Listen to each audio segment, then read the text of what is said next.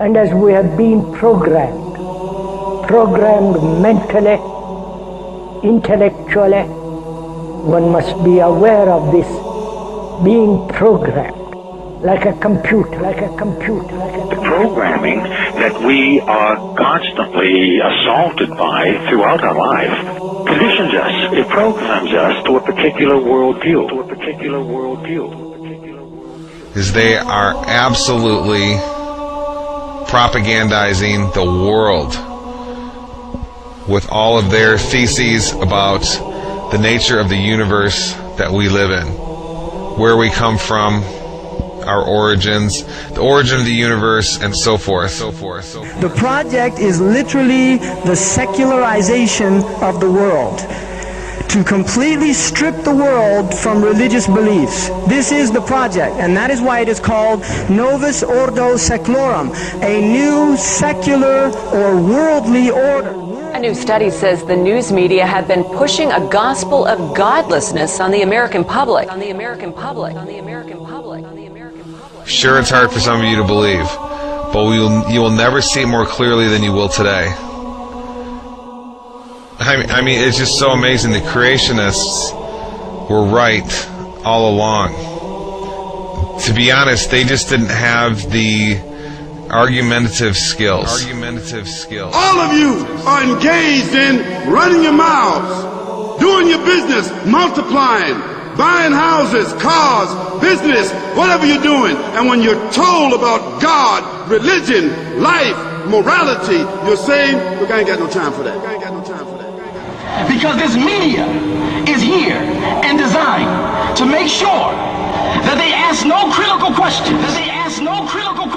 To make sure that the only thing that they are concerned about is having a good time.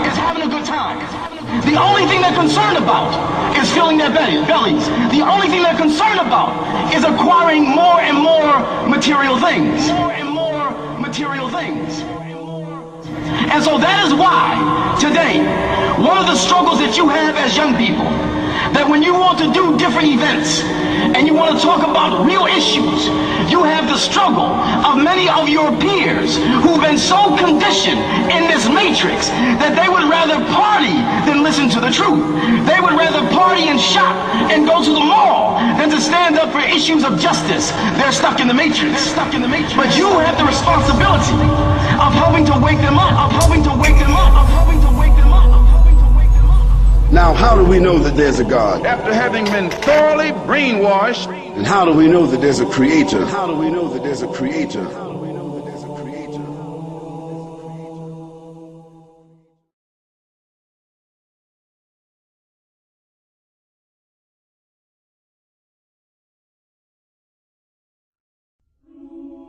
About 15 billion years ago, there were no stars in the sky.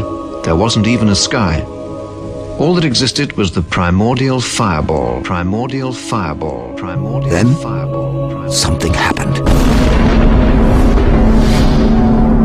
In a flash, everything suddenly expanded. This was how it all began. The first moment of existence. What we now call the Big Bang. At the beginning of the 20th century, scientists believed that the universe had always existed, that matter energy was infinite, it had always been around. The model is called the steady state model, because the model of the universe that it's been around forever basically doesn't change. The universe is steady state. But what happened in the last 100 years is that model has been blown away because of the evidence. Observations now suggest, as you all know, that the universe began some 12 to 15 billion years ago.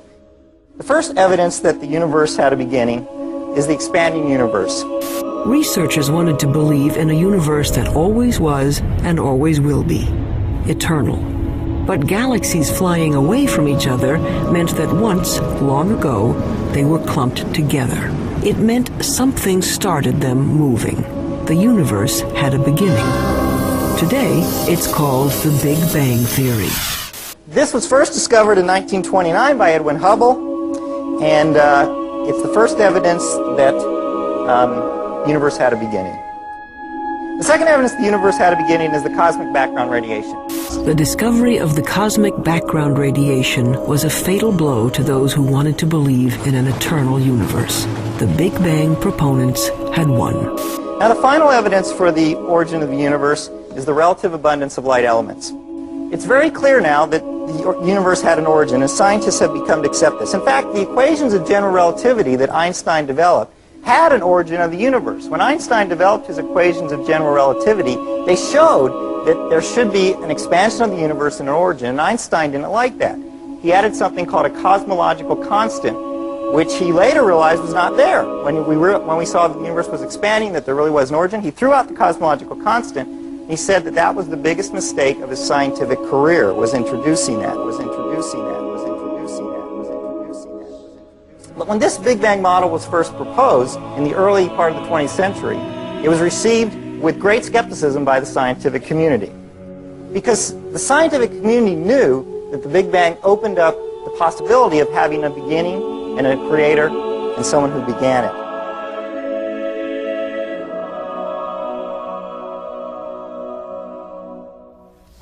Have you ever asked yourself where the universe came from? Why everything exists instead of just nothing? Typically, atheists have said that the universe is just eternal and uncaused. For example, Bertrand Russell, the famous atheist on a radio program, he said the universe is just there and that's all. But the astrophysical evidence indicates that the universe began to exist in a great explosion called the Big Bang 15 billion years ago. Most laymen do not appreciate that not only were all matter and energy created in that event, but physical space and time themselves. This is of utmost importance, for it implies, as the Cambridge astronomer Fred Hoyle points out, that the Big Bang theory requires the creation of the universe from nothing. Now, this tends to be very awkward for the atheist. For as Anthony Kenny of Oxford University urges, a proponent of the Big Bang theory, at least if he is an atheist, must believe that the universe came from nothing and by nothing. But surely that doesn't make sense. Out of nothing, nothing comes. Even atheist philosophers such as David Hume, he wrote in a letter, "I never asserted to absurd proposition as that anything might arise without a cause." Similarly, P.J. Zort, in his publication About Time, said, "If there is anything we find inconceivable, it is that something could arise from nothing." So, where did the universe come from? Why does the universe exist instead of just nothing? There must have been a cause which brought the universe into being. We can summarize our argument thus far as follows. Premise 1. Whatever begins to exist has a cause.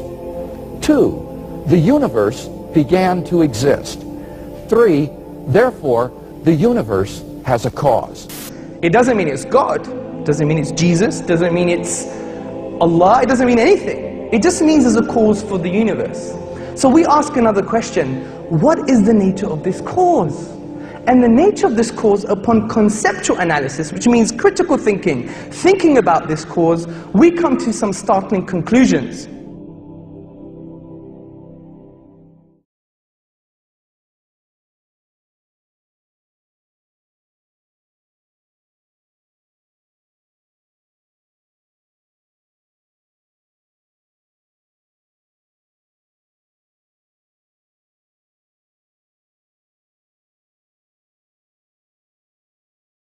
So the cause of the universe must be immaterial beyond space and time.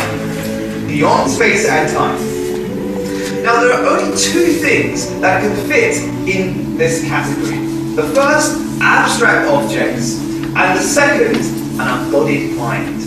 So we're faced with two worldviews. One starts in the beginning with mass energy, the particles, and everything is derivative, including information. The other says the exact opposite.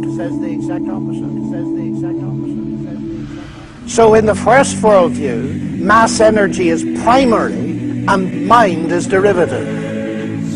In the other worldview, mind is primary and mass energy is derivative. And so far as tonight's lecture is concerned, it is the diametrical opposition between the worldview of materialism and the worldview of theism. It is a conflict between these two worldviews, but I want you to notice there are scientists on each side of it. Now, what's the better candidate? Now, abstract objects, the problem with these abstract objects is they're causally effete. They can't cause anything. Like, for example, the number 1 can't cause anything. The simple law of arithmetic, 1 + 1 = 2, never brought anything into being. I wish it did. It never has put any money into my bank account. If I put £1,000 into the bank today and later another £1,000, the laws of arithmetic will rationally explain how it is that I now have £2,000 in the bank. But if I never put any money into the bank myself and simply leave it to the laws of arithmetic to bring money into being, I shall be permanently bankrupt. C.S. Lewis, with usual brilliance, grasped this years ago.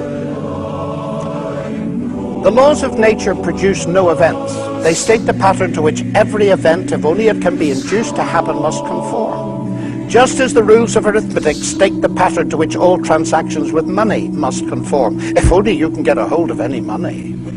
Thus, in one sense, the laws of nature cover the whole field of space and time.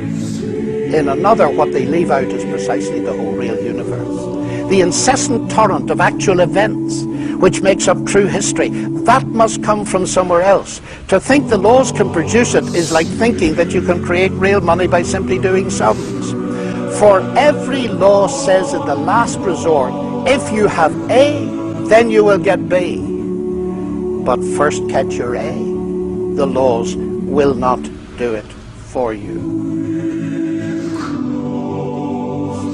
Now, scientists love developing theories involving mathematical laws to describe natural phenomena, which enable them to make predictions, and they've done it with spectacular success.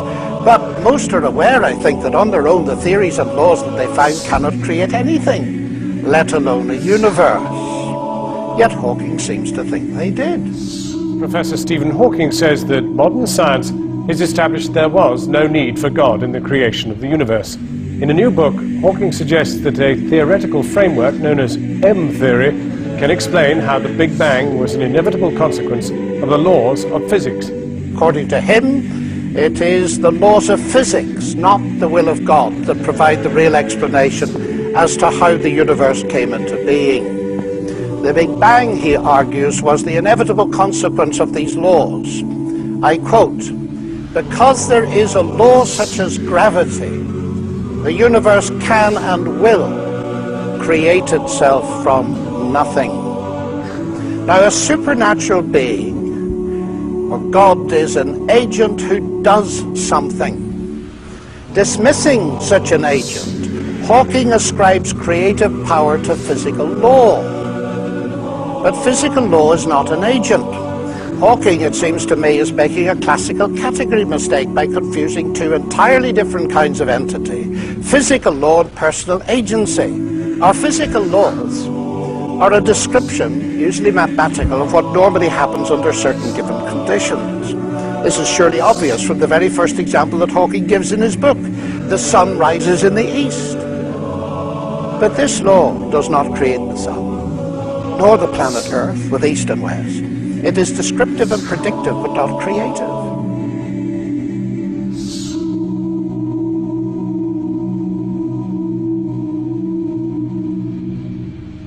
Similarly, Newton's laws of gravitation doesn't create gravity or the matter in which gravity acts. In fact, it doesn't even explain gravity, as Newton himself realized. But it's even worse.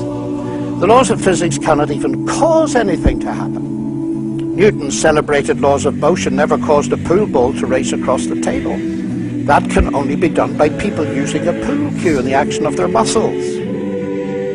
Suppose, to make matters clearer, we replace the universe by a jet engine, and we are asked to explain it. Shall we account for it by mentioning the personal agency of its inventor, Sir Frank Whittle? Or shall we, following Hawking, dismiss personal agency and explain the jet engine by saying it arose naturally from physical law? Now, this would be absurd. It is obvious we need both levels of explanation in order to give a complete description. It is also obvious that the scientific explanation neither conflicts nor competes with the agent explanation. They complement one another. It is the same with explanations of the universe. God does not conflict or compete with the laws of physics as an explanation. God is actually the ground of all explanation, in the sense that he is the ultimate cause in the first place of there being a world for the laws of physics to describe. Now, there's more to this, because the laws of physics can explain how the jet engine works, but not how it came to exist in the first place. Jet engine needed the intelligence and creative engineering work of Whittle. Indeed, come to think of it, the laws of physics plus Frank Whittle could not actually produce a jet engine on their own. There also needed to be some material subject to those laws that could be worked on by Whittle. Matter, ladies and gentlemen, may be humble stuff, but it is not produced by laws. I submit to you that the world of strict naturalism, in which clever mathematical laws all by themselves bring the universe and life into existence, is pure science fiction. Now, Hawking here echoes Peter Atkins, a colleague at Oxford, a well-known atheist who believes that space-time generates its own dust in the process of its own self-assembly. Atkins dubs this the cosmic bootstrap principle, referring to the self-contradictory idea of a person lifting himself by pulling on his own bootlaces. Philosopher of religion Keith Ward is surely right to say that Atkins' view of the universe is as blatantly self-contradictory as the name he gives to it, pointing out that it is logically impossible for a cause to bring about some effect without already being in existence. Ward concludes, between the hypothesis of God and the hypothesis of a cosmic bootstrap, there's no competition. We were always right to think that persons or universes who seek to pull themselves up by their own bootstraps are forever doomed to failure. What perhaps all this goes to show is that nonsense remains nonsense even when talked by world-famous scientists. So the only alternative is an embodied mind, what theists call God. An embodied mind, immaterial, outside time and space.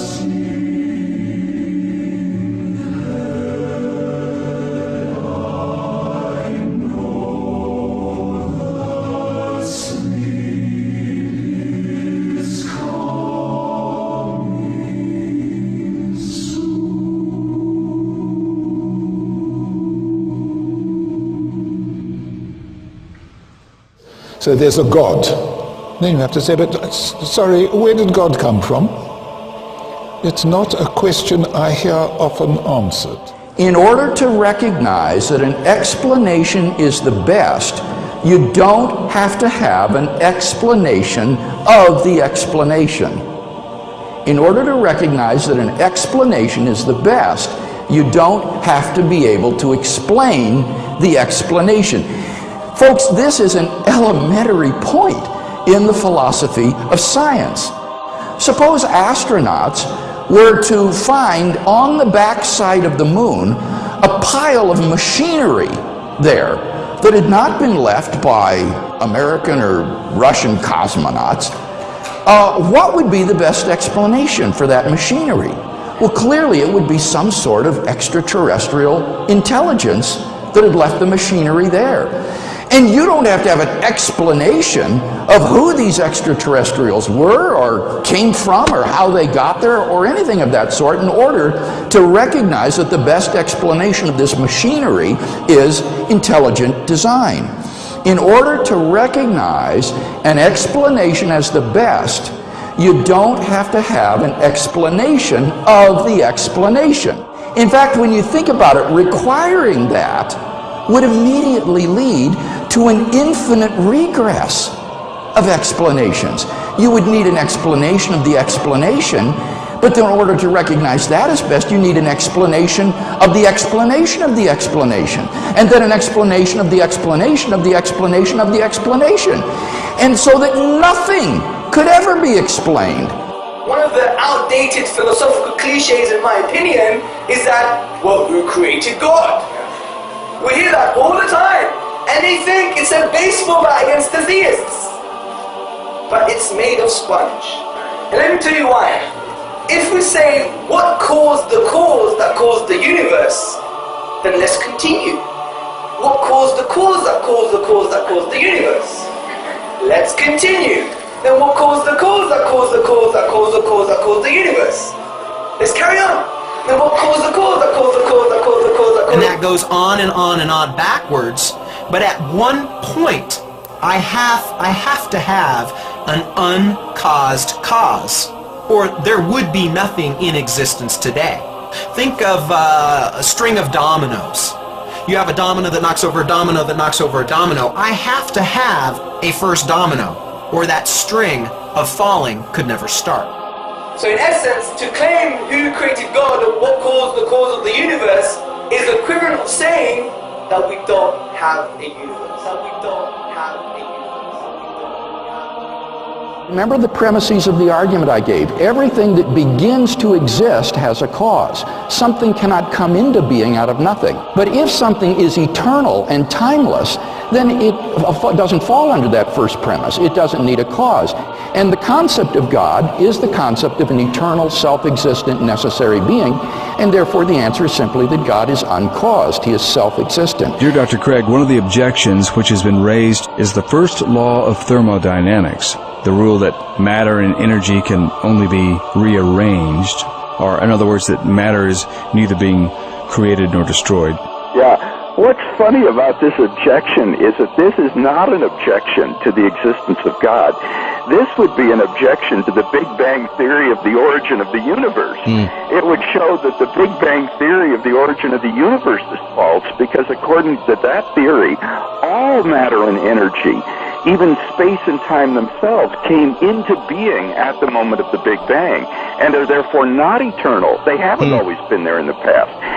So if these fellows were right, all contemporary cosmologists who believe in the Big Bang theory of the origin of the universe would be contradicting the laws of thermodynamics, and that's hardly the case. Why? Well, because the laws of thermodynamics, in particular the law of the conservation of matter and energy, only applies once the universe comes into being. It applies at every moment, at every time, and every point in the universe. But it doesn't apply to the origin of the universe itself. And that's why cosmologists don't consider that the law of conservation of energy and mass is violated by the Big Bang theory of the origin of the universe.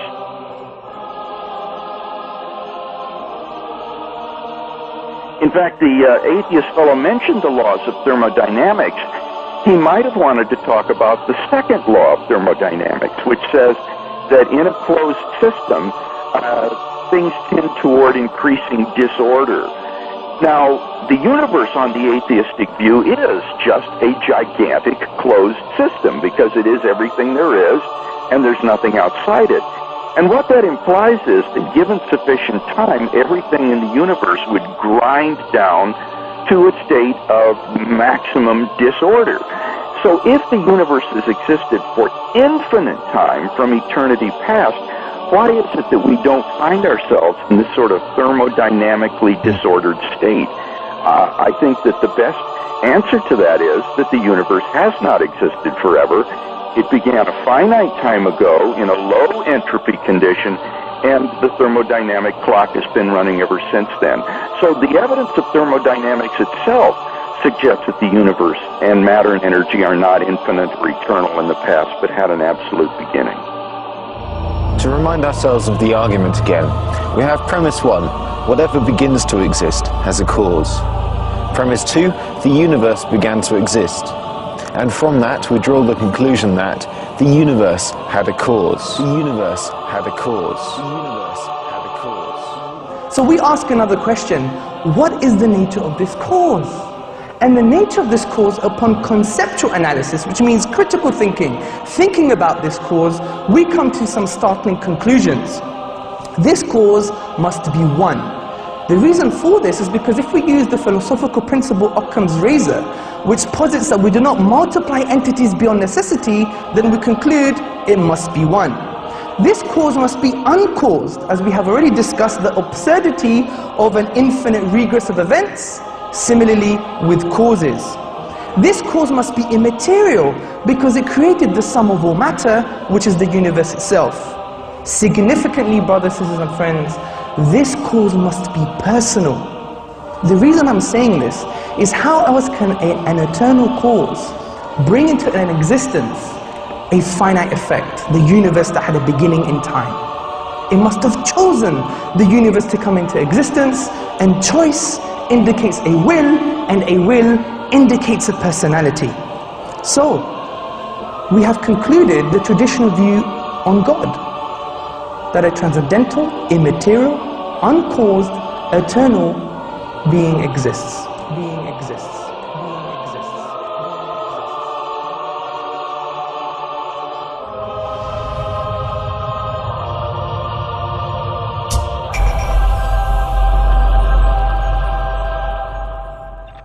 Some strange results have come up in about the last 20-30 years, particularly in astronomy and also in quantum physics, which suggests that the universe actually may have a purpose, and some physicists are now suggesting it does have a purpose.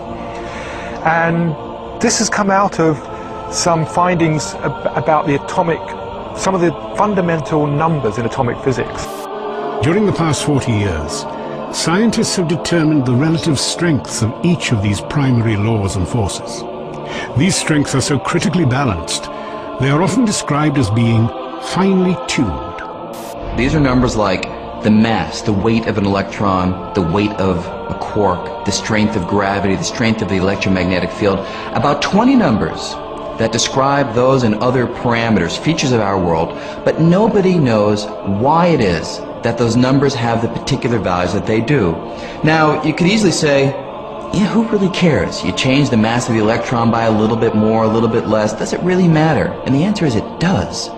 See, it turns out that if you imagine that we had 20 dials right here, and we could fiddle with those 20 numbers at will, even a small change to the values of the known values of those numbers would cause the world as we know it to disappear. Because it turns out, and this is a very surprising, unexpected discovery, that the laws of physics, the basic given fabric of the world, had to be very specific, very finely tuned, as we sometimes say, for the possibility of carbon-based life appearing at all. For example, the strengths of the other forces are all important, the masses of the various subatomic particles. Now, this is one of a long list of properties in underlying physics that seem to be prerequisites for a universe with life. If all of these things were even a little bit different, then life, certainly life as we know it, could not exist. It's a very surprising conclusion, but it's true, and all scientists would acknowledge that's the case. Bernard Carr is a cosmologist and studies how the laws of physics operate in the universe. He says that the laws of nature are so finely tuned to enable complex life to exist that it is extremely unlikely that this could have happened by chance. Such fine-tuning, Carr believes, at least raises the possibility of a tuner.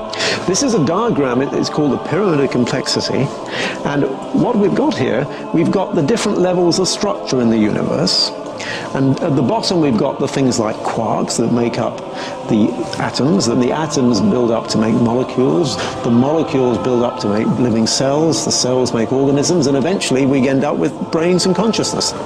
It's rather hard to estimate what the probability is, but it was clearly very, very unlikely that those fine-tunings which allowed this pyramid of complexity to arise would be there. A very simple and central example is the question of where does carbon come from? The very early universe doesn't make any carbon. It's very simple, it only makes simple things. Hydrogen and helium, and they're pretty boring in terms of chemistry. Now, where does carbon come from? There's only one place in the whole universe where carbon is made, and it's in the interior nuclear furnaces of the stars. We are people of stardust, made of the ashes of dead stars. And it turns out that the process by which the carbon is made inside the stars is an extraordinarily delicate process. In fact, it looks at first sight as though it couldn't happen at all. It's only possible because there's a very large enhancement effect called a resonance in the trade, which makes it go much quicker than we might have expected. And that resonance is there because the laws of nuclear physics take a very specific form. If they were a little bit different, either there would be no resonance or it would be in the wrong place at the wrong energy. That's a very striking example of how finely tuned the universe has to be for us to be inhabitants of it. The fine-tunings, how fine-tuned are they? Most of them are 1% sort of things. In other words, if a thing is 1% different, everything is bad. And a physicist could say, maybe those are just luck. On the other hand, this cosmological constant is tuned to 1 part and 10 to the 120, 120 decimal places. Nobody thinks that's accidental. That is not a reasonable idea, that something is tuned to 120 decimal places just by accident. That's the most extreme example of fine-tuning. No force in the history of cosmology has ever been discovered to be that finely tuned. The cosmological constant needs to be set to 1 part in a trillion, trillion, trillion, trillion, trillion, trillion, trillion, trillion, trillion, trillion. Otherwise the universe would be so drastically different that it would be impossible for us to evolve. That the cosmological constant arrived at such a tiny value by chance seemed to be out of the question. Ils sont nombreux à dire que finalement, quand on regarde l'univers, surtout à l'origine, eh bien on constate qu'il ne peut pas être né par hasard, et que le hasard n'a aucun rôle, et que plus on remonte loin dans le temps, donc plus on remonte vers le Big Bang, plus on trouve un univers qui est ordonné, réglé, ajusté. For example, if we go back to say 1 second after the Big Bang, at that point the expansion rate and the mass density have to have been adjusted to each other just right so that the universe is just at this critical point. If the universe at that point were expanding just 1 part in the 15th decimal place faster, the universe would have flown apart without galaxies ever having had a chance to form. On the other hand, if the expansion rate were just a little slower than what we think by change of 1 in the 15th decimal place, then the universe would in fact have expanded to a maximum size and collapsed. We would never have even reached the time in the universe at which we're living. Alors, ajuster comment? Eh bien, il existe ce qu'on appelle des paramètres cosmologiques.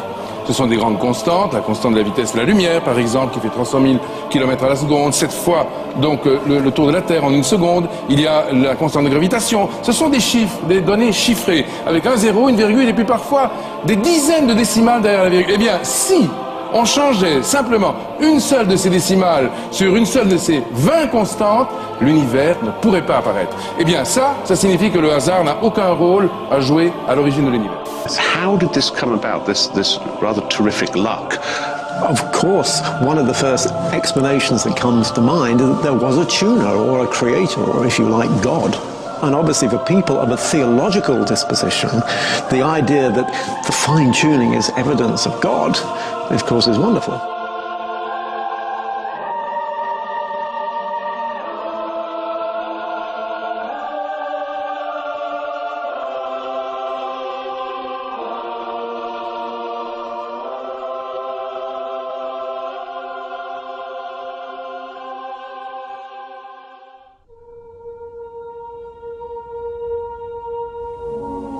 But let me come now to the grand design, because like every other physicist, Hawking is confronted with powerful evidence of design in the fine-tuning of the universe. He explains, our universe and its laws appear to have a design that both is tailor-made to support us, and if we are to exist, leaves little room for alteration. That is not easily explained, and raises the natural question of why it is that way. The discovery relatively recently of the extreme fine-tuning of so many of the laws of nature could lead at least some of us back to the old idea that this grand design is the work of some grand designer. That is not the answer of modern science. Our universe seems to be one of many, each with different laws. Now, the idea of a grand designer is certainly old, but the important question to ask is whether or not it is true. Simply to say it is old can give the erroneous impression that what is old is necessarily false. It has been superseded. Secondly, it can give the further erroneous impression that no one holds it today. But some of the finest minds in science, at least one Nobel Prize winner in physics, does hold it. The conviction that there is a grand designer is one of the major convictions in the history of human thought. That does not, of course, prove it's true, but it certainly means it's worthy of our serious consideration. Now, Hawking goes therefore too far in saying that is not the answer of modern science. There are scientists who believe it, there are scientists who do not. But his answer is what he calls the multiverse. And that is the idea that there are several many-world scenarios and many universes, some suggest infinitely many, whatever that means. That anything that can happen will happen in some universe, so it's not surprising that at least one universe is like ours. Well, obviously, if you're not a theist, and especially if you're a person who would prefer the universe to be a godless sort of universe, those are the sorts of facts that can make you feel a little bit uncomfortable. So there's no shortage of persons trying to derail the argument from fine-tuning.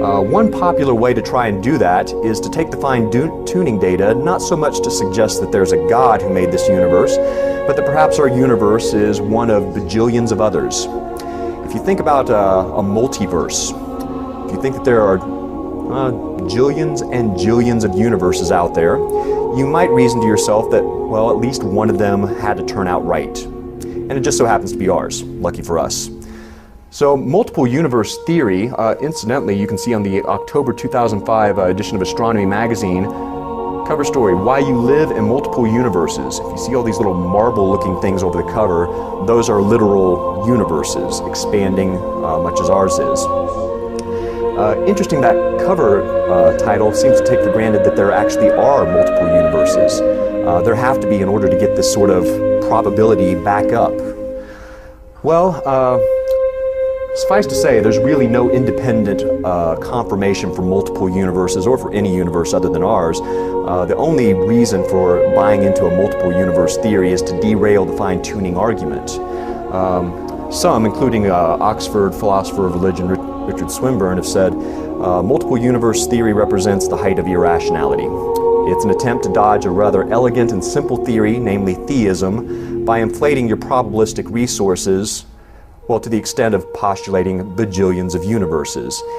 When you start to increase your probabilistic resources like that just in order to avoid a pretty plausible, elegant theory, well, Bill Dembski has referred to that as the inflationary fallacy, and there's still some discussion going on with respect to the plausibility of the multiple universe theory.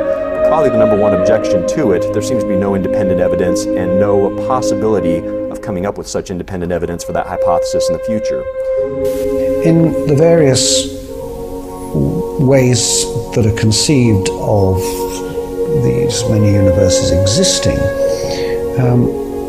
it's the case that they are unobservable in principle. The only universe we can observe is this one. These other universes cannot be observed even in principle. One problem is this. Sure, you could say if there were many different universes, all with different tunings, then it wouldn't be too unlikely that our particularly fine-tuned universe exists. But for this objection to carry through, the objector actually needs to assume that it's true that there are all of these different universes. And is there any independent evidence that such universes exist? It doesn't seem to me the case that there is. I mean, sure, if you had enough monkeys typing at enough typewriters, then they could produce the works of William Shakespeare just by luck. But nobody looks at the work of William Shakespeare and goes, there must be a lot of monkeys with typewriters somewhere. In the absence of independent evidence that there is a whole typing pool of monkeys working away, everyone knows that the most rational explanation of the specified complexity of a text like Shakespeare's work is that there was a single designer who produced it intentionally, and the same thing goes for our universe. So now we come to the second set of false alternatives, God or the multiverse. But as leading philosophers have pointed out, from a theoretical perspective, why shouldn't God be responsible for the multiverse? The notion that there is a multiverse does not per se exclude a creator. Hawking doesn't seem to mention this at all. But with the multiverse, Hawking moves out beyond science into the realm of philosophy, whose death he has announced rather prematurely. As Paul Davies points out, all cosmological models are constructed by augmenting the results of observation by some sort of philosophical principle. Now, Hawking here claiming to be the voice of modern science on the issue gives a false impression where the multiverse is concerned, since there are very weighty voices within science that do not support his view. Prominent among them, Sir Roger Penrose, Hawking's former collaborator, who shared with him the distinguished Wolf Prize.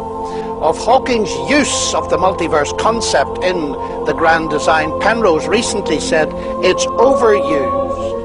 And this is a place where it's overused. It's an excuse for not having a good theory. That's an immensely strong statement, isn't it? La densité de l'univers, par exemple, doit être réglée à une précision de 10 puissance moins 60, donc qui est égale à la précision qu'un archer doit exercer s'il voulait planter une flèche dans une cible de 1 cm², donc comme ça, tout petit comme ça, mais qui sera placé au bord de l'univers à 14 milliards d'années. À l'autre bout. Oui, c'est ça. Vous voyez, donc une précision extrême. Hein, c'est vraiment. Alors, donc la question, est-ce qu'il y a un principe créateur, quelque chose qui règle les choses dès le début, ou donc ça c'est la nécessité, ou c'est le pur hasard. Mais le pur hasard, quand il y a une probabilité si faible pour que ça aboutisse, il faut donc faire l'hypothèse qu'il y a une infinité d'univers.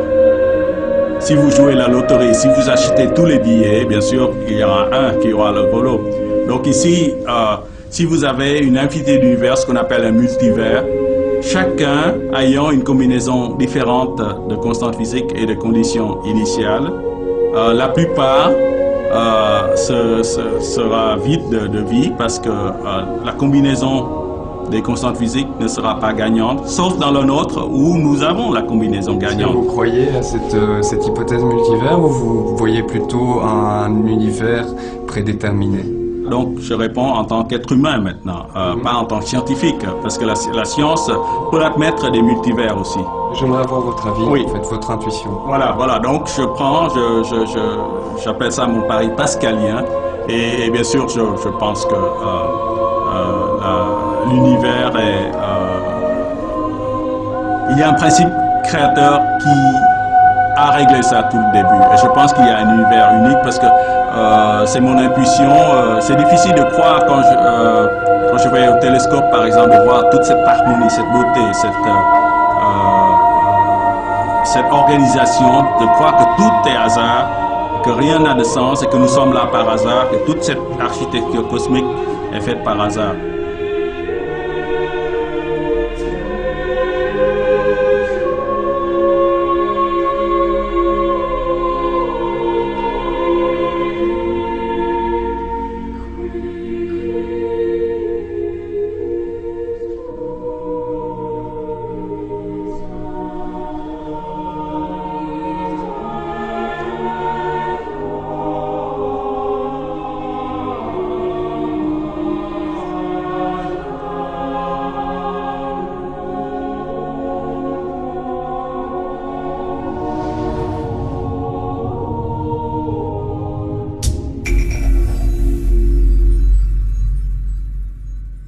As we look at the details of nature, one thing stands out.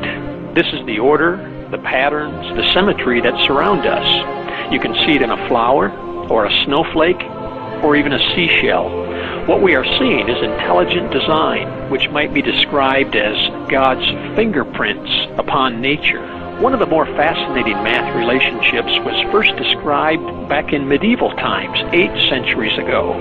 The scholar's name was Leonardo Fibonacci, an outstanding Italian mathematician. He excelled in many areas, and one in particular. He generated a long list of numbers by, in each case, adding together the two previous numbers. You can begin with a 2 and a 3. You add them together and you get 5. Now add 3 and 5 to get 8. Then add 5 and 8 to get 13.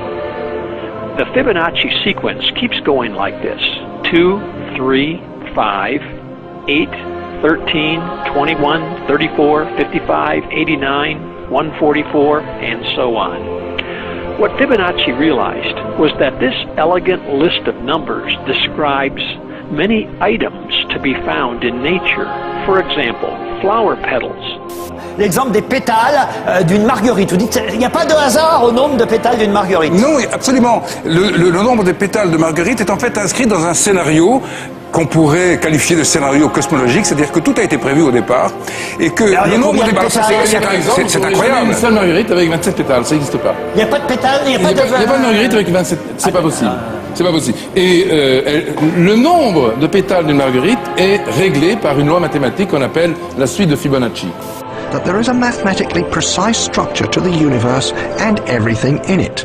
One everyday example of this precision can be found in the plants.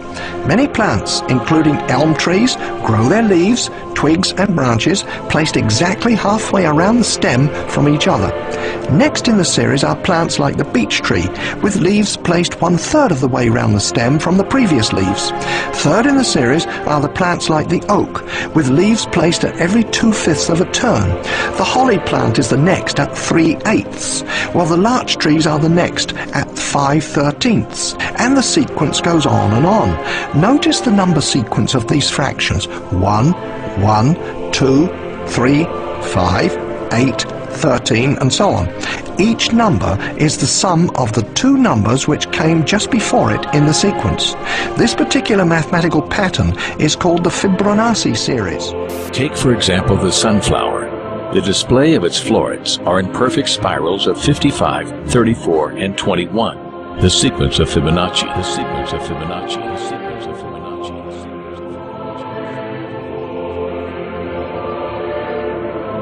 The fruitlets of the pineapple create the same spiral based on the sequence. The pine cone does the same.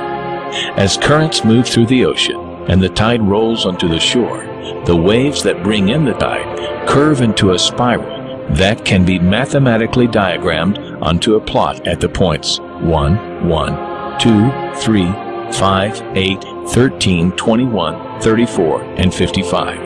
Buds on trees, sand dollars, starfish, petals on flowers are formed with this exact same blueprint.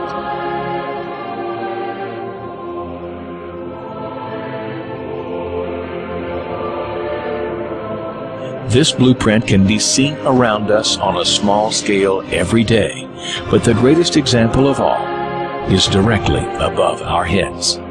At an average of 100,000 light years across, even the spiral of the galaxies above us are formed with the exact design.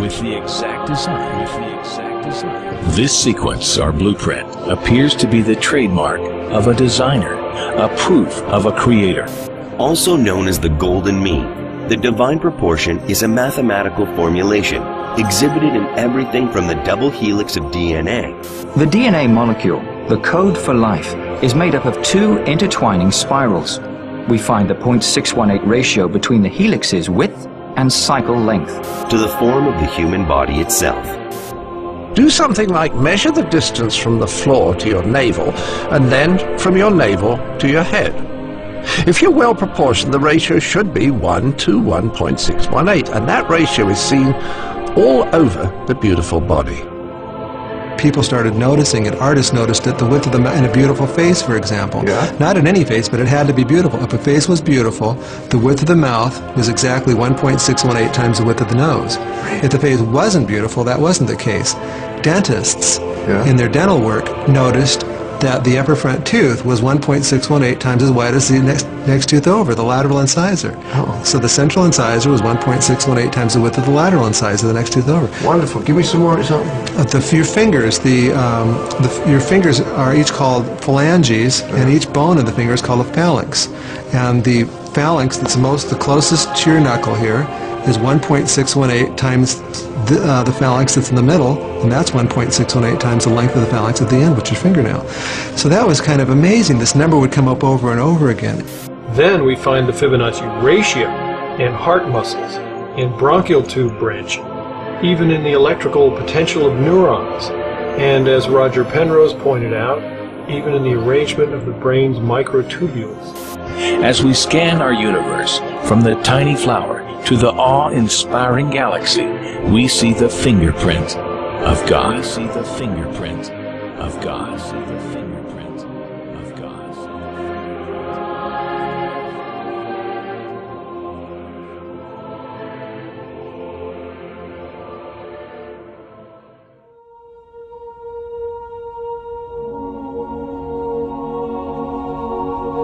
As we're going to show in this broadcast today, that there is no doubt at all anymore that the science of intelligent design absolutely crushes any competition, absolutely crushes any other theory about the nature of the universe that we live in. It's over. There is simply no contest. The preeminent theory, model, science of reality from this point forward, I declare on this show, is the science of intelligent design. The science of intelligent design. And the absolute proof.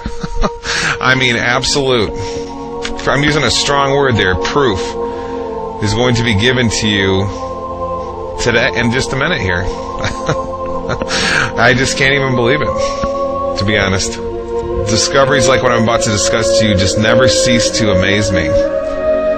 For many reasons, that it's all covered, nobody knows, it's covered up. And, well, since I was taught growing up that the world was basically a random universe, to find out such hardcore, distinct verification that that's a lie just never ceases to amaze me. So here's the information.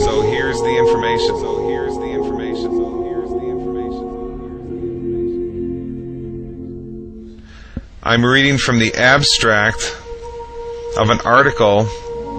This is the first of many academic articles I'm going to be discussing with you here today. And these aren't just some academic journals. These are, you go ask your university professor what the most prestigious academic science journals in the world are, and they're going to name the ones that I'm discussing here with you today. Okay? I'm going to read to you right now the journal Nature. Okay? There's a journal called Nature, and there's a journal called Science. Those are considered the two most prestigious overall academic science journals in the world. And I'm going to read you part of the abstract of one right now.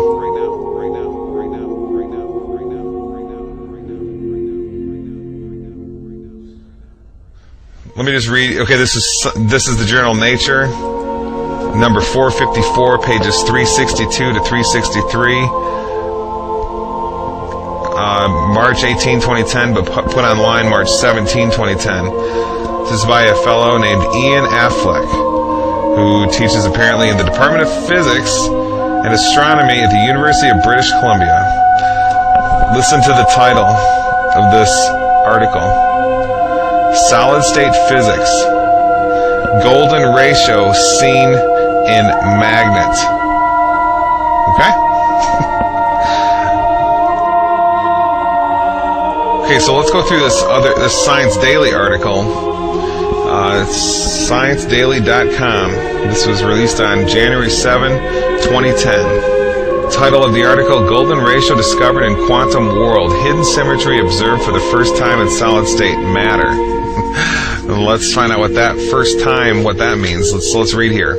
Researchers from Helmholtz Zentrum Berlin, and it's some German words, in cooperation with colleagues from Oxford and Bristol universities, as well as the Rutherford Appleton Laboratory, United Kingdom, have for the first time observed a nanoscale symmetry hidden in solid-state matter. Okay, did you catch that?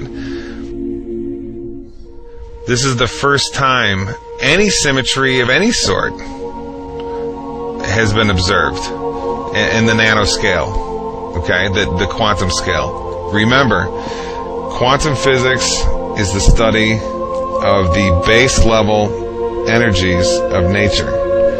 Okay, the smallest building blocks that make up everything, little pieces of energy, like the electron or the muon or the quark.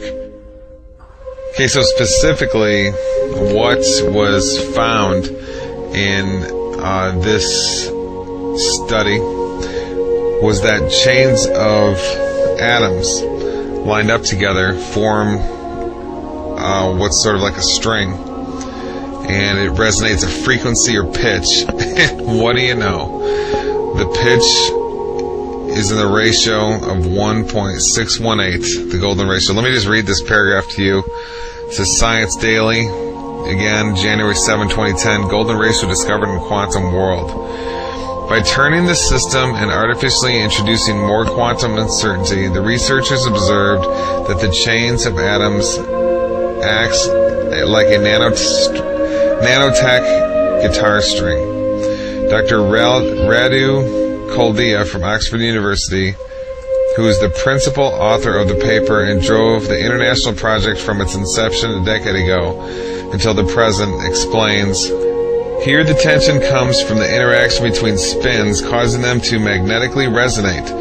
For these interactions, we found a series scale of resonant notes. The first two notes show a perfect relationship with each other. Their frequencies, pitch, are in the ratio of 1.618. This is just amazing. There's no defense that a random universe theorist in academia can give to counter this.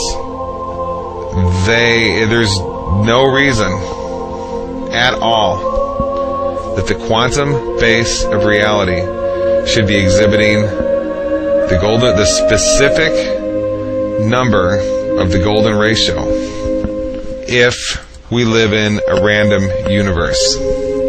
All the competing theories, evolution, random universe theories, all the junk from academia no longer competes in any way with intelligent design science, intelligent design theory. When you hear a scientist say on the Discovery Channel or something, an academic, a professional, say there's no evidence for intelligent design, it's all a silly little parlor game, and there's all this evidence for evolutionary science and the academic theories for the origins of the universe, you can know two things. One, we have to be compassionate because they simply don't know the empirical data. Okay? They have no idea. Academics typically only talk on their closed little worlds and only accept information from their closed little worlds. And the second thing we can know, and make no mistake about it, is they are absolutely propagandizing the world with all of their theses about the nature of the universe that we live in, where we come from, our origins, the origin of the universe, and so forth. And we realize that everything we've been taught before this point by the professionals were lies. And we can prove it up and down all over the place. Up and down all over the place. And down all over the place. And down all over the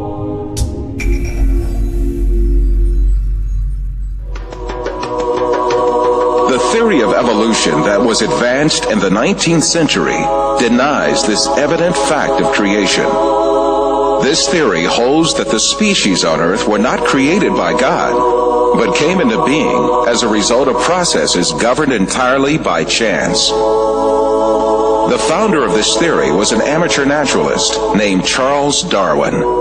Darwin expounded this theory in his book, The Origin of Species, which was published in 1859. Darwin's book was an instant success, but its popularity was due more to the ideological implications of the book rather than its scientific worth. Darwin's ideas provided considerable support for the materialistic philosophy which denied the existence of God. The founder of dialectical materialism, Karl Marx, dedicated his book Das Kapital to Darwin and wrote on the cover, "To Charles Darwin, from a devoted admirer."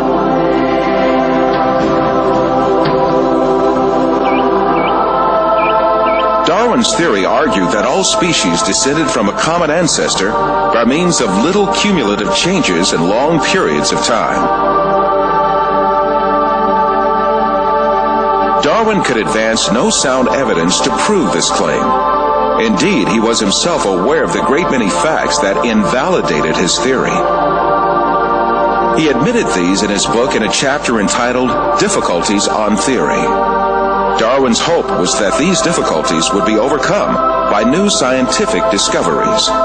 But in fact, advances in science would refute Darwin's claims one by one.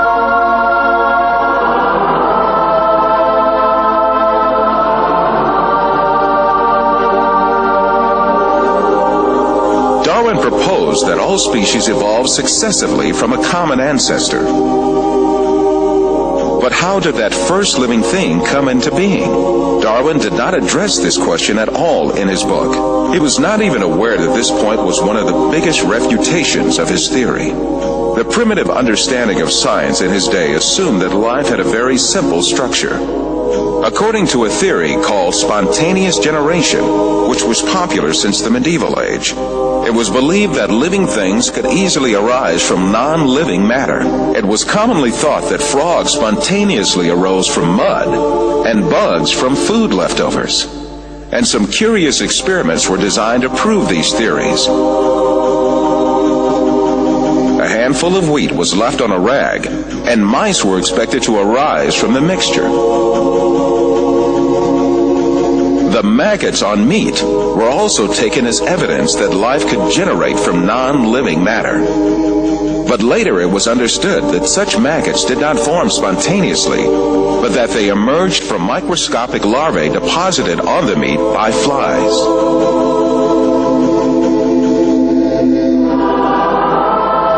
And in Darwin's time, the belief that microbes could emanate easily from non-living materials was very common.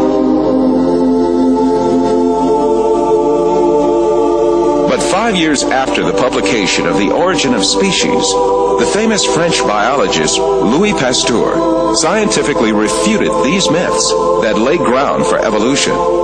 After lengthy studies and several experiments, the famous French biologist Louis Pasteur refuted the foundation that lays ground for the theory of evolution.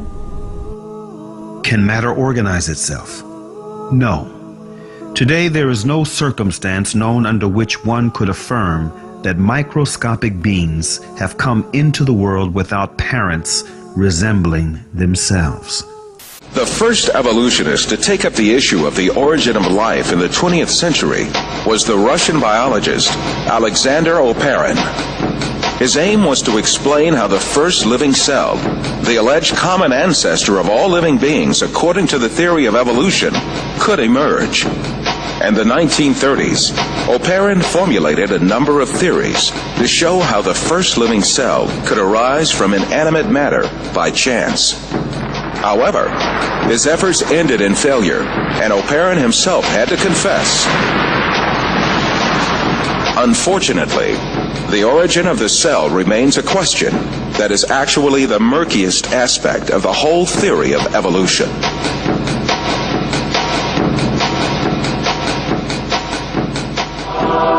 Evolutionists that followed Oparin conducted experiments to find an evolutionist explanation to the origin of life. The most famous of these experiments was conducted by the American chemist Stanley Miller in 1953. Miller obtained a few simple organic molecules by triggering a reaction among gases that he claimed would have been present in the primitive Earth atmosphere. At the time, this experiment was regarded as a scientific proof for evolution. It turned out to be no such thing at all. Later discoveries showed that the gases used in the experiment were very different from the gases that had been present in the early atmosphere of the world.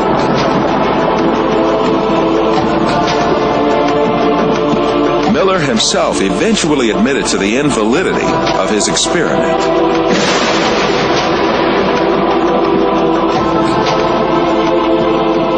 Every evolutionist attempt in the 20th century to account for the origin of life has ended in failure. Jeffrey Beta, a professor of geochemistry and a leading advocate of the theory of evolution, confesses this fact in the February 1998 issue of Earth. Today, as we leave the 20th century, we still face the biggest problem that we had when we entered the 20th century. How did life originate on Earth? The biggest impasse confronting evolution is the incredibly complex structure of the living cell. Every living thing on Earth is made up of cells about 1/100th of a millimeter in size. Some living things are made up of a single cell. Yet even these single-cell organisms are remarkably complex in their composition.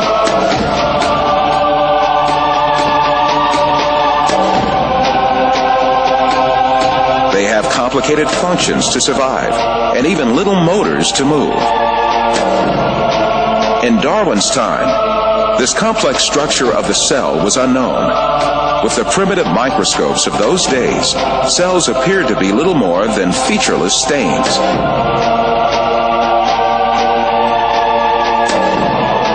However, powerful electron microscopes invented around the middle of the 20th century began revealing just how complex and organized a living cell really was. They laid bare a complexity and organization that could not be a product of chance. A living cell is comprised of thousands of tiny parts that work in harmony. To make a comparison, within the cell, there are power stations, high-tech factories, a complex data bank, huge storage systems, advanced refineries, and a seemingly conscious cell membrane that controls what enters and leaves the cell.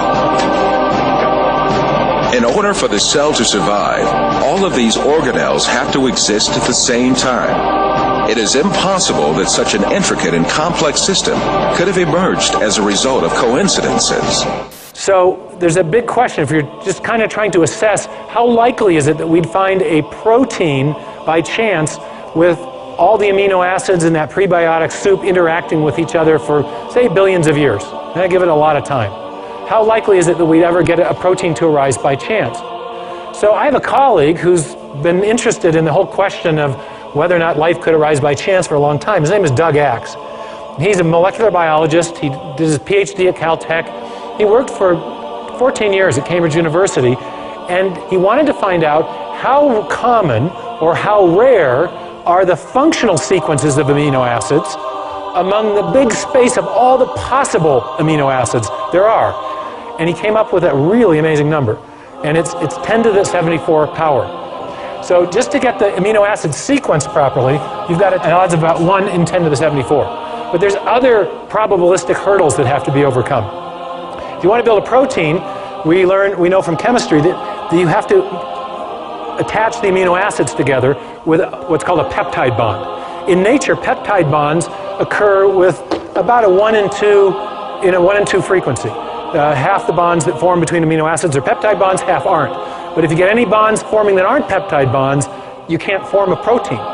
So to form a protein, 150 amino acids long, you've got a 1 in 2 chance at each site of getting the correct type of linkage. So you got 1 in 2 times 1 in 2 times 1 in 2 times 1 in 2 to the what power? Close to 150. Since we got linkages, we have 149, but call it 150, okay? So in other words, we got another huge exponential problem to overcome. So, and it turns out that 1 in 2 to the 150 is the same number as 10 to the 45th, 1 in 10 to the 45. So now we got 2 incredibly improbable things that we've got to overcome to build a functional protein by chance alone. One more problem. When you're building proteins, amino acids come in 2 flavors. There's a left-handed flavor and a right-handed flavor. They're called optical isomers, not flavors, okay? And the left-handed version is the only kind that can be used in building proteins. You get even 1 right-handed amino acid in there and your protein won't fold properly. So you got another probabilistic hurdle to overcome. So you've got a 1 in 2 chance at each side again, out to the 150th power. 2 to the 150th power, again, is 10 to the 45. Oh my goodness. So the odds of building even a short functional protein by chance alone is 74 plus 40. You can remember how you do this in math? You can add the exponents if you're multiplying exponential numbers. 164. Thank you very much. Okay? Wow. Now, can anyone get their mind around a number that big? There's only 10 to the 80th elementary particles in the entire universe. There's only 10 to the 16th seconds since the Big Bang.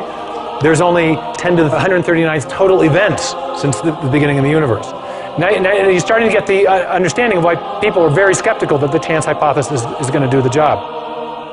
Now, you may have heard just the opposite. Has anyone ever gotten in a discussion with you about the origin of life and said, hey, it happened by chance? Do you hear that? I mean, this happens to me. I'll be lecturing in hostile university environments, and I'll get done and somebody say, well, but, and they want to argue with me about the probabilities. And I just shut the discussion down because I say, no serious scientist thinks this is the way it happened. No serious scientist thinks this is the way it happened. No serious scientist thinks this is the way it happened.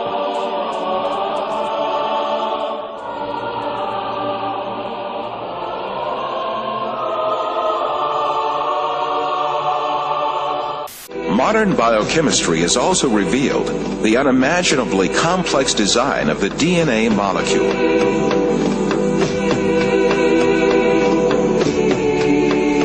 The structure of the DNA molecule was discovered by 2 scientists, James Watson and Francis Crick, in 1955. Their discovery demonstrated that life was much more complex than anyone had previously envisioned. Himself a confirmed evolutionist, Francis Crick, who received a Nobel Prize for this discovery, came to confess that a structure like DNA could never have emerged by chance. Professor Anthony Flew of England and Reading University is the world's foremost academic atheist over the last 50 years and the author of more than 30 books. His first debate with former atheist-turned-Christian C.S. Lewis in 1950 in Oxford, England, was the first time he advanced his argument for atheism. He later wrote a paper titled Theology and Falsification. The paper became the most widely reprinted philosophical publication of the last half-century and a key foundation for atheists and agnostics who advanced materialist evolutionism. But now it is the advancement of science itself that has changed the mind of Flew and some scientists. At a recent summit at New York University, Flew changed his position and now believes in God as the creator of the universe. Flew turns to various discoveries of science to prove his point. But it is the manifestation of life written in DNA and the transcription of DNA to RNA and RNA into protein and the subsequent process of protein folding that makes the best case for Flew. What I think that the DNA material has done has shown by its almost unbelievable complexity of the arrangements which lead to produce this being, that intelligence must have been involved in getting these extraordinarily diverse elements to work together. When you look at RNA, you as a chemist, you're in sort of astonishment, really, at just what a wonderful molecule it is. It's complex, it's a really beautiful structure, and you inevitably wonder, how on earth did that structure arise? How on earth did chemistry produce it? RNA's structure looks simple, but looks can deceive. Each building block is actually made of two parts, a sugar molecule and a nuclear base. Chemists found they could make the nuclear bases, and so when they then realized they could actually make the sugars, they just thought, we must be able to join them together. And so they tried for many years, but the problem was, chemically, you just can't join them together. Of course, such an amazing structure could never have been formed by chance. The theory of evolution, which sees life as the result of mere coincidences and haphazard happenings, is helpless to explain anything in the face of the incredible complexity of DNA. Some evolutionists say that our DNA is about 98% similar to that of apes, and that this difference is only a few spelling mistakes. Others say a more accurate figure is no more than 95%. But considering that humans have 3 billion letters worth of DNA information in each cell, even a 2% difference is actually 60 million spelling errors. Of course, this is not error, but 20 500-page books worth of new information. A common designer is a much better explanation for the similarities in human and ape DNA. As an architect uses the same building materials for different buildings, we shouldn't be surprised if God used similar design features in many different creatures. After all, we do share about 50% of our DNA with bananas, but that doesn't mean we're half banana. Every detail of a living being's physical and physiological makeup is coded in this double helix. All the information about our bodies, from the color of our eyes to the structure of our internal organs and the shape and function of our cells, are programmed in sections called genes in the DNA.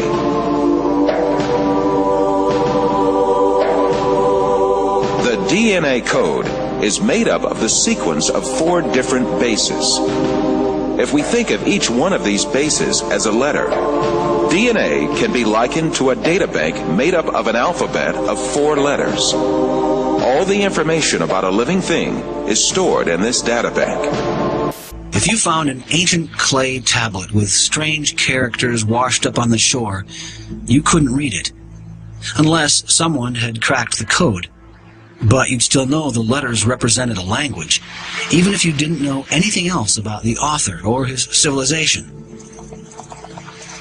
Language is recognizable, even if you can't read it. Take Morse code. It has 3 basic parts: dots, dashes, and spaces.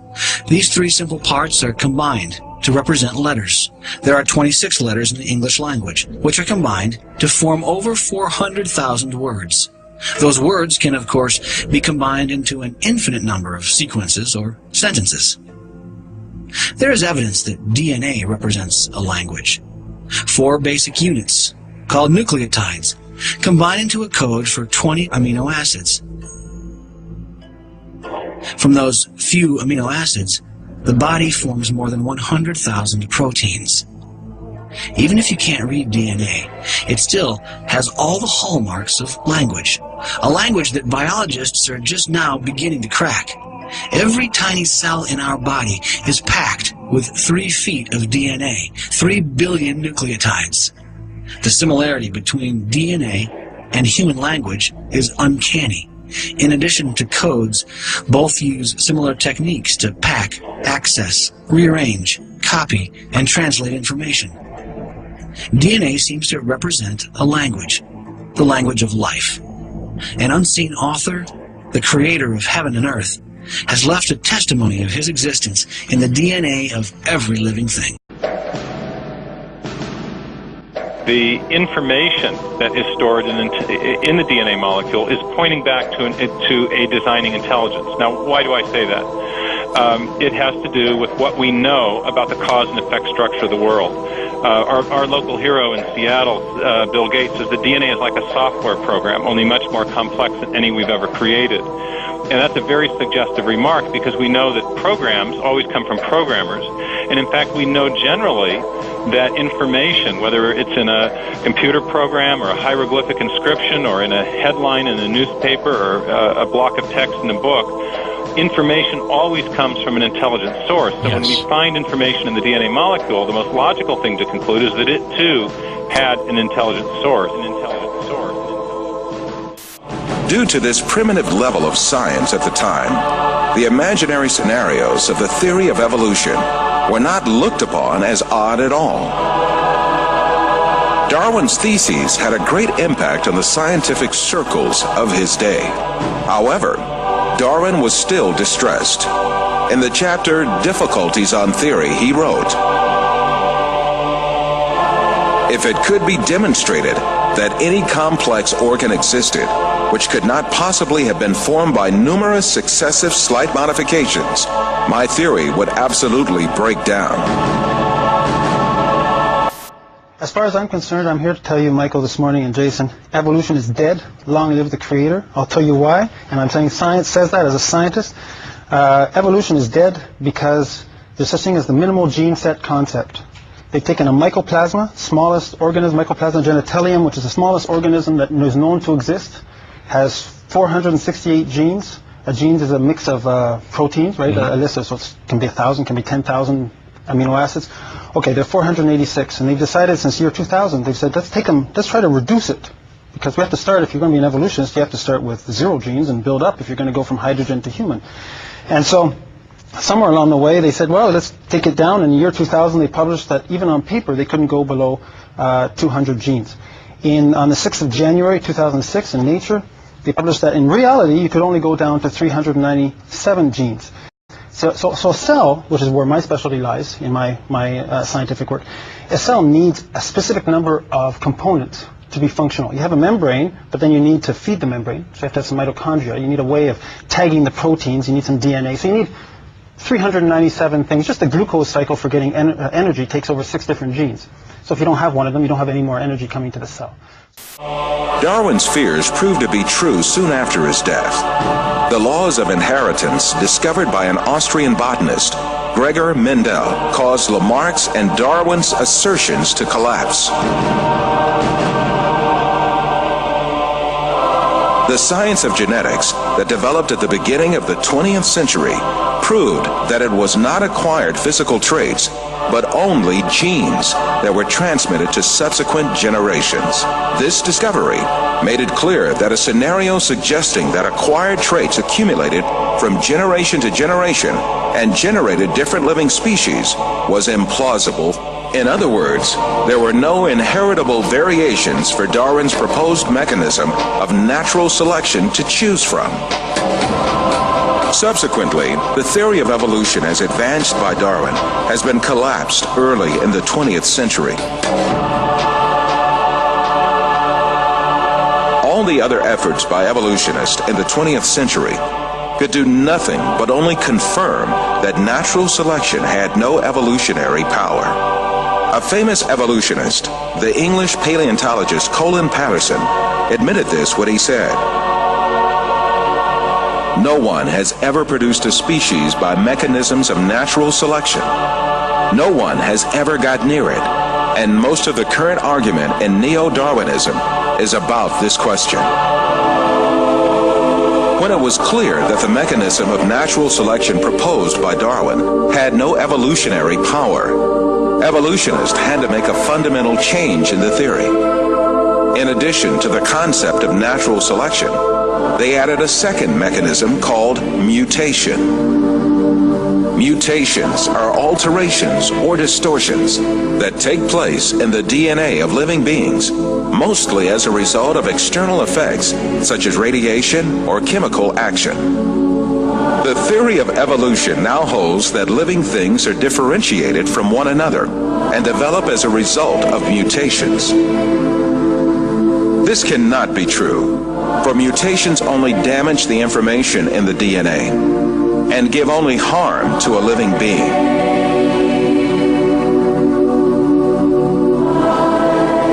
No beneficial mutation has yet been observed either in nature or in laboratories. Since mutations do not add new genetic information, it is impossible for living beings to acquire new organs through mutations. is new information being generated? That's what evolutionists have to come up with. Right. They have to have a mechanism that generates new, never before existing genetic information that can build all these bigger and better structures. Right. That supposedly never existed before. Right. Right. Never before existing information. Back when there was only a single cell that gave rise to all the diversity of life, there wasn't information for skin and hair and heart and a brain and so on. Right. So you have to generate it somehow, according to evolution. Right. Now, Dr. Werner Gitt is an information specialist. Since we're talking about information, we'll go to an information specialist. He wrote a book called In the Beginning Was Information that you and I both love. And in his book he says this: a code system is always the result of a mental process. It requires an intelligent origin or inventor. It should be emphasized that matter as such is unable to generate any code. All experiences indicate that a thinking being voluntarily exercising his own free will, cognition, and creativity is required. He goes on to say, there is no known law of nature, no known process, and no known sequence of events which can cause information to originate by itself in matter. This is why Professor Richard Dawkins, one of the most renowned advocates of the theory of evolution of our day, hesitates when he is asked to give a single example that increases the genetic information. Professor Dawkins, can you give an example of a genetic mutation or an evolutionary process which can be seen to increase the information in the genome?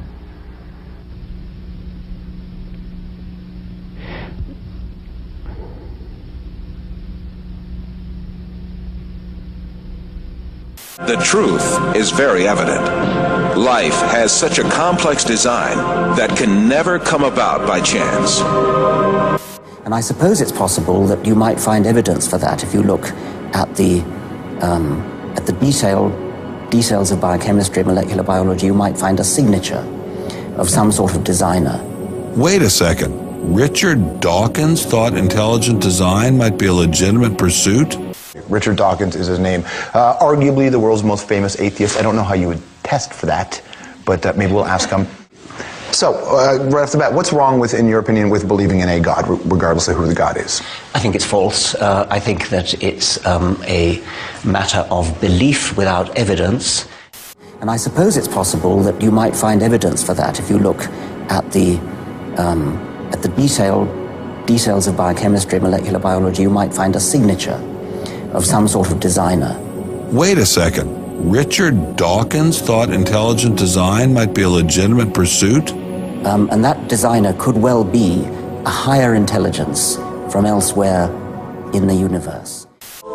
In the 20th century, the theory of evolution was refuted not only by molecular biology, but also by paleontology, that is, fossil science.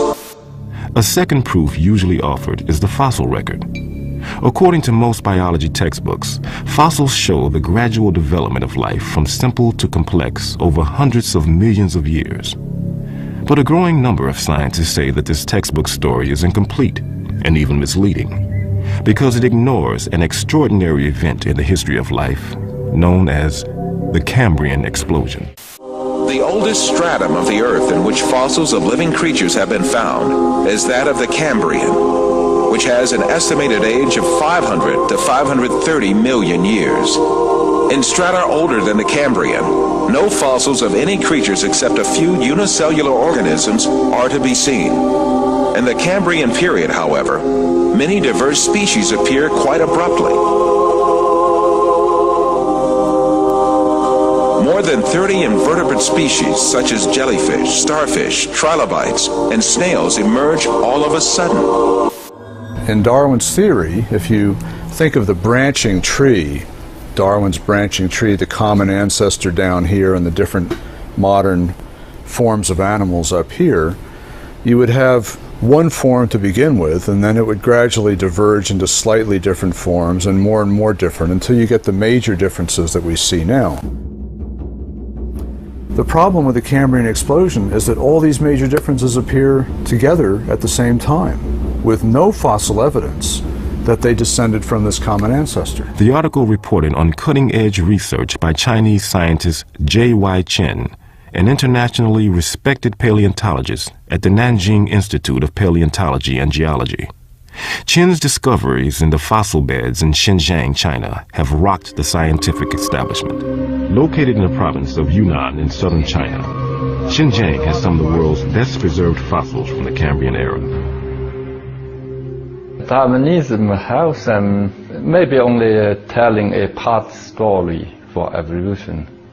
According to Chen, the fossils he's discovered turn Darwin's tree of life upside down.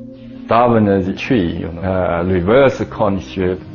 Very unexpectedly, our research is convincing major phyla starting down below at beginning of Cambrian. Base is wide, gradually narrow, so this is almost turned on differently.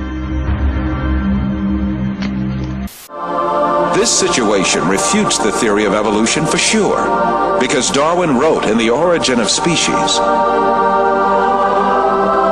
if numerous species belonging to the same genera or families have really started into life all at once, the fact would be fatal to the theory of descent, with slow modification through natural selection. This fatal stroke that frightened Darwin comes from the Cambrian period, right at the outset of the fossil record. No fossil remains supporting evolution have ever been unearthed in excavations conducted in every corner of the world. Professor Roberto Fondi is a specialist in paleontology. He teaches at the Department of Earth Sciences in the University of Siena in Italy. You may be surprised to know that the fundamental assumptions upon which evolutionary thinking is based are not at all confirmed by paleontology. All the biological groups, from bacteria and blue-green algae to man, appear abruptly in the fossil record without any links connecting them with each other. Why is it then that so many people believe the fossils prove evolution?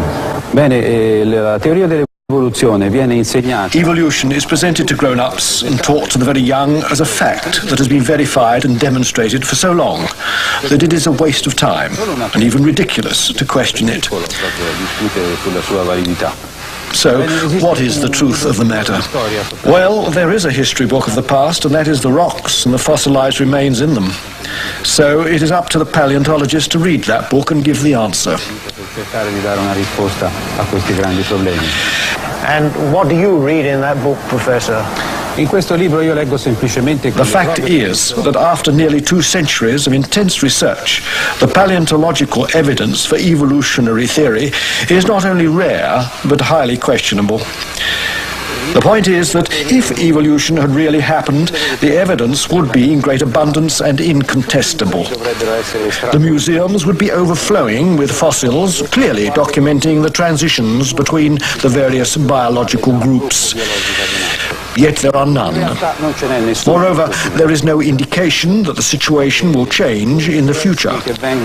Those very few fossils which are claimed to show some kind of evolutionary link, such as the amphibians Ichthyostica and Simoria, the reptile Propenognathus, the bird Archaeopteryx, and the Australopithecine ape called Homo habilis are very far from conclusive.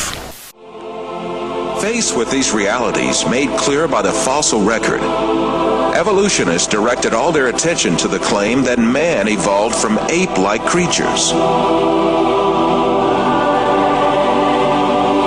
6,500 different ape species have lived so far, and the majority of them are extinct. The skulls of these extinct apes, both big and small, constituted a great resource for evolutionists on which to exercise their imaginations freely.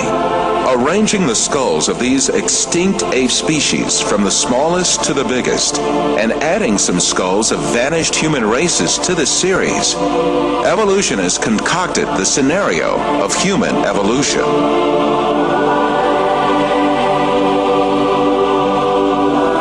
The most important role of this scenario is given to the extinct ape species called Australopithecus. The first Australopithecus fossil was found in 1924 by a paleontologist named Raymond Dart. Since then, evolutionists argue that this ape species, the name of which means southern ape, is a man-like creature. However, when Australopithecus and chimpanzee skeletons are compared, it is seen that there is no important difference between the two. In the face of this fact, evolutionists hypothesized that Australopithecus walked upright on its 2 feet differently from other apes. However, 2 world-renowned anatomists, Lord Solly Zuckerman and Professor Charles Oxnard, refuted this allegation. Simply put, Australopithecus, advanced as the ancestor of man by evolutionists, is merely an extinct ape species.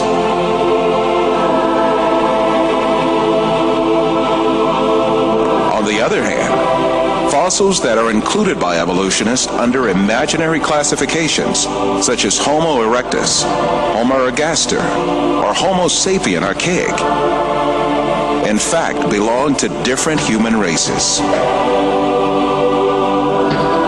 When these fossils are inspected, it is seen that their skeletons are essentially the same as those of people living today.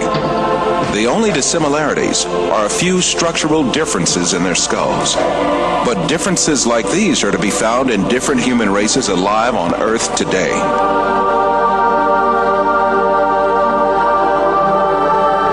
The famous evolutionist paleontologist Richard Leakey admits that the difference between the skulls classified as Homo erectus and those of modern men is only racial.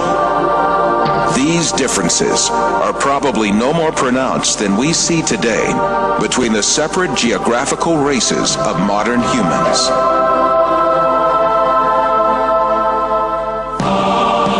The only defense left to evolutionists against all these scientific facts is just one thing: propaganda. The baseless scenario of the human evolution is imposed on the public by means of imaginary drawings that appear in evolutionist publications. In these drawings, creatures with hairy bodies and simian features are decked out with overtones of human-like motifs. The given impression is that these half-man, half-ape transitional forms did live once. From time to time, drawings that present snapshots from the social life of these creatures are made.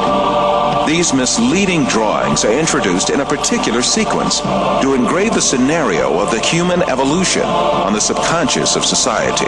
Even in the most famous scientific publications, there frequently appear such window dressings called reconstructions and imaginary family tree drawings made by their inspiration.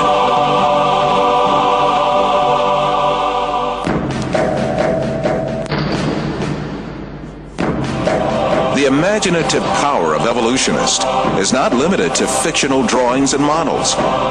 They go even further and shoot movies in which imaginary half-man, half-ape creatures act. However, all of these are pure deception. The only evidence at hand is generally nothing more than a few skull fragments or a tibia. The hair, skin, nose, ears, lips, or other facial features of a living being cannot be determined from its bone remains.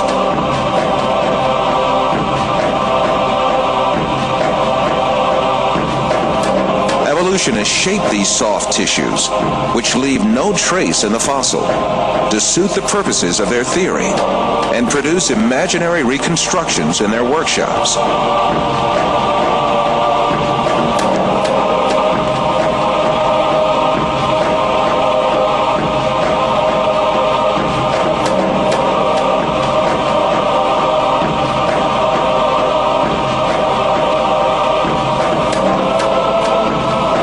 Ernest Houghton from Harvard University states that these drawings have no scientific value. You can, with equal facility, model on a Neanderthaloid skull the features of a chimpanzee or the lineaments of a philosopher. These alleged restorations of ancient types of man have very little, if any, scientific value and are likely only to mislead the public. Evolutionists go so far in this subject that they can even invent very different faces for the same skull. The three entirely different reconstructions made for the fossil called Zensanthropus is a famous example showing how persistent evolutionists are in producing these false masks. Evolutionists engage not only in drawing and modeling tricks, sometimes they commit deliberate forgeries. The most famous of these frauds is the Piltdown fossil, introduced in England in 1912 by an evolutionist named Charles Dawson. This fossil was presented as the most important transitional form between ape and man and was displayed in museums for more than 30 years. Experts who re-examined the fossil in 1949 discovered that it was a forgery that had been produced by attaching an orangutan's jaw to a human skull.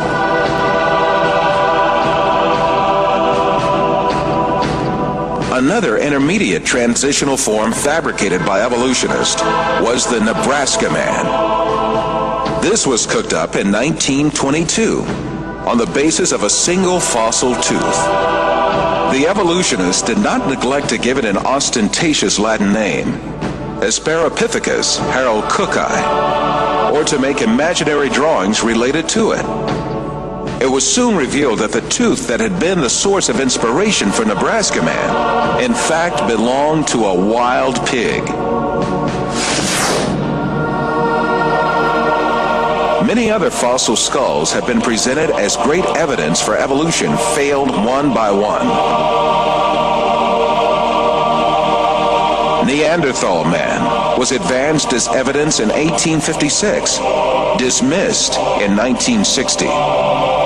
Piltdown man was advanced as evidence in 1912, dismissed in 1953. Zensanthropus was advanced as evidence in 1959, dismissed in 1960. Ramapithecus was advanced as evidence in 1964, dismissed in 1979.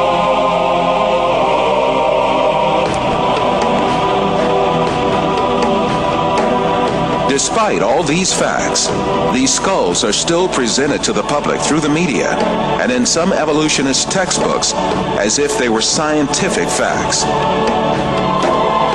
In many countries, an important part of the society supposes that evolution is a proven fact.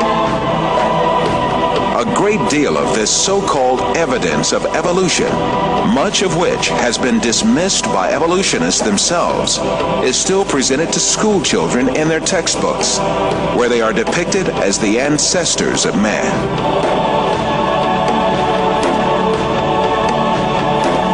In fact, the truth that the evolutionists try so hard to deny and conceal is there for all to see. Species appeared all of a sudden and perfectly on the earth. That is, they were created. The divine creator, ruling over the whole of nature, created all kinds with their unique and perfect traits. That divine creator is Allah, the one and only God. He is the Lord of the heavens, the earth, and all that is between them.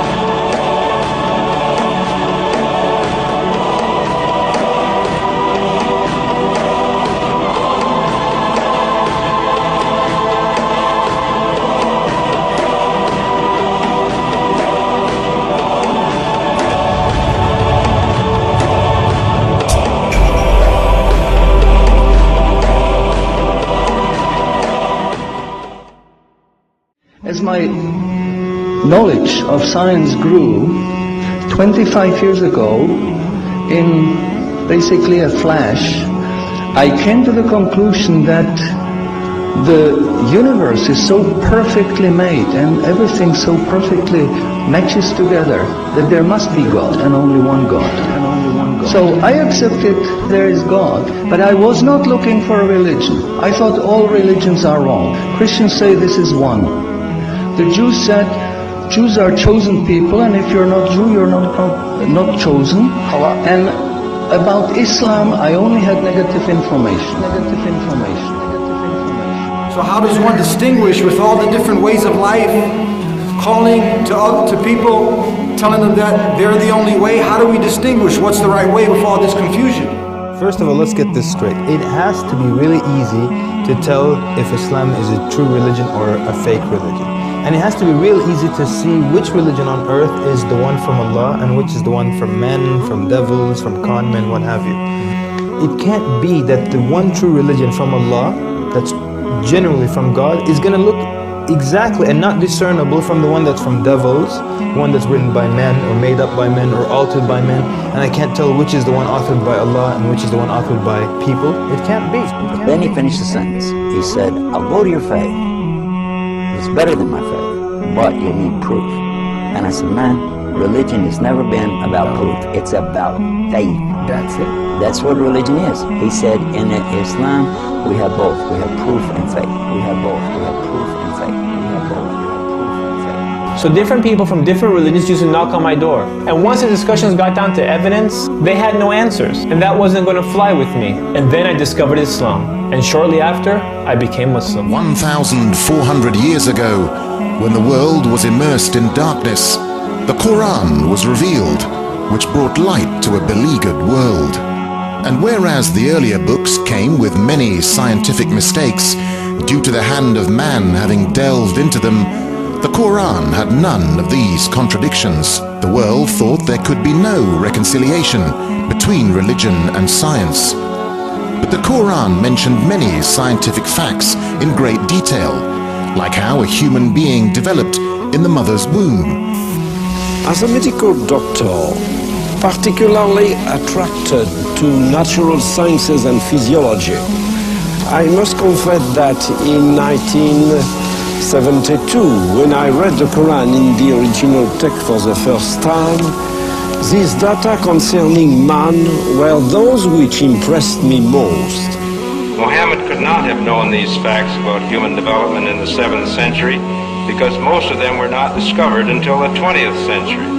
Muslims and others are justified in concluding that these facts could only have been revealed to Muhammad by the one who knows all about us, not only about how we developed, but how we live and function.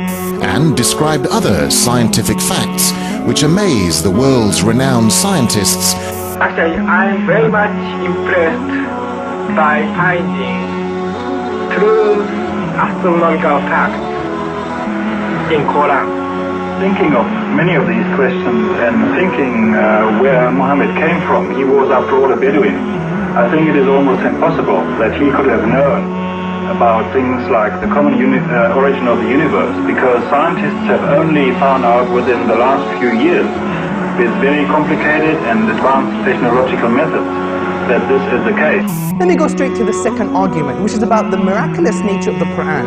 The Quran being a signpost to the transcendent.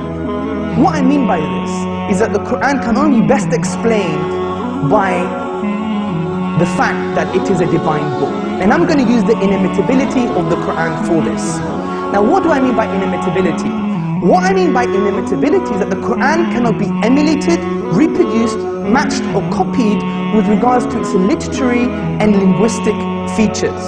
But since Prophet Muhammad, peace be upon him, is the last messenger that was sent to mankind, isn't it fair that his message, the miracle that came with him and his message be preserved till the end of time? So that humans can still make that judgment call whether this miracle and message is in fact man-made or divine. Man-made or divine. Man-made. And then when I was maybe about 1/3 in Quran, I remember telling my wife, you know, this Muhammad he must have been a very smart, very intelligent man, because this book is very clear, very logical, very easy to follow, and there are no contradictions. No contradictions.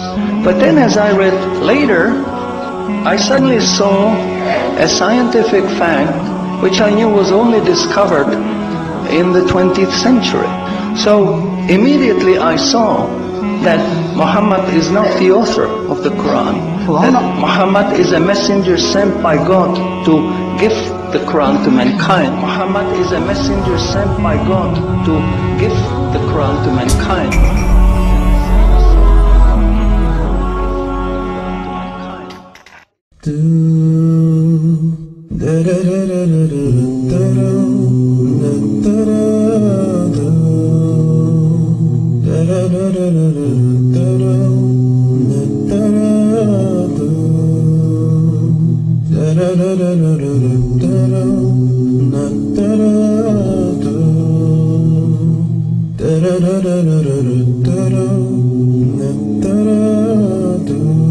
I used to live a life alone, living it just for me, and I had no idea this life would judge my eternity. I look at myself, and I wondered who created me. I had to open my heart and open my mind and open my eyes to see. Open my eyes and see the existence of what's surrounding me. It's more than just chance, it's more than just coincidence. You look around and see the earth, the moon, the sun and the sky, a beautiful creation of Allah.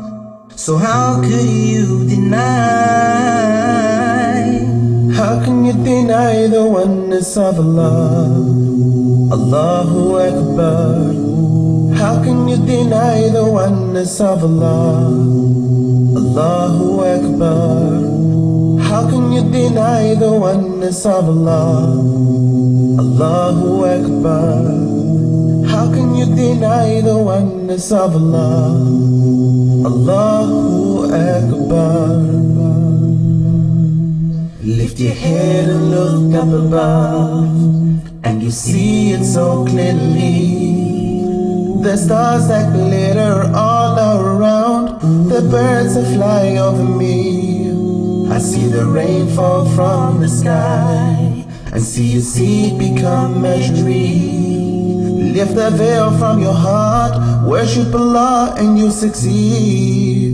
You surely will succeed. Open my eyes and see the existence of what's surrounding me. It's more than just chance, it's more than just coincidence. The air that I breathe, the food that I need, the plants and the trees, the sun and the seas, you and me, everything you see. So how could you deny? How can you deny the oneness of Allah? Allahu Akbar. How can you deny the oneness of Allah? Allahu Akbar. How can you deny the oneness of Allah? Allahu Akbar. How can you deny the oneness of Allah? Allahu Akbar.